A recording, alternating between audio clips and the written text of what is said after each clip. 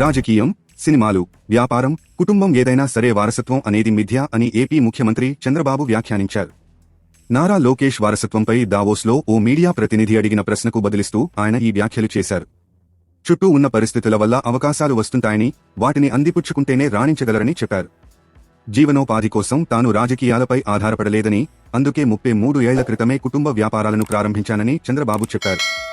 Business అయితే లోకేష్కు తేలికైన పని అని, కానీ ప్రజలకు సేవ చేయాలనే ఉద్దేశంతో ఆయన రాజకీయాల్లోకి వచ్చారని తెలిపారు. లోకేష్ రాజకీయాల్లోకి రావడంలో కుటుంబ వారసత్వం లేదని, ప్రజాసేవలో ఆయన తృప్తిగా ఉన్నారని చెప్పారు.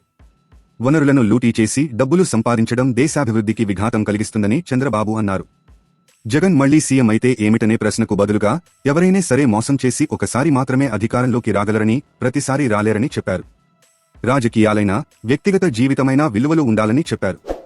గుజరాత్లో బీజేపీ వరుసగా 5వ సారి అధికారంలోకి వచ్చిందని, దీంతో అక్కడ అభివృద్ధి, సంక్షేమం పెద్ద ఎత్తున జరుగుతున్నాయని చంద్రబాబు అన్నారు.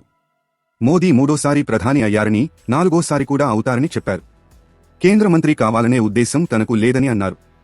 గత ప్రభుత్వ హయాంలో అదానీ కాంట్రాక్టులపై ప్రశ్నకు సమాధానంగా ఆ వ్యవహారం అమెరికా కోర్టులో పెండింగ్లో ఉందని, ఖచ్చితమైన సమాచారం వస్తే చర్యలు తీసుకుంటామని చెప్పారు.